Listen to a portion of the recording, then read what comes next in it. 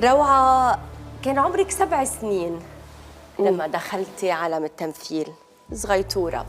17 لما اعتزلتي. صح. 25 لما رجعتي. ايه صحيح. كله اكشن. كله ايه. يعني نقاط تحول، قرارات مفصلية بس بعمر كتير صغير.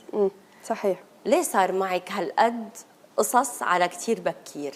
هلا الحقيقه بعمر ال 17 وقت تكوني صغيره وتكون الشهره كتير كبيره عليكي، في اشخاص ما بتقدر تتحملها، وانا كنت من هدول العالم. ما قدرتي تتحملي؟ ما قدرت اتحملها، لا، لانه انا كمان بالاساس تبعي خجول، يعني فصارت انه انا اطلع ما اقدر، يعني احس حياتي الخاصه مو ملكي، كون متواجده بمكان العيون كلها علي، ما في هي الرياحه. وبهذا العمر انت بتكوني حدا طاقتك كتير قوية، بتحبي تطلعي، بتحبي تفوتي، في شيء آسرك.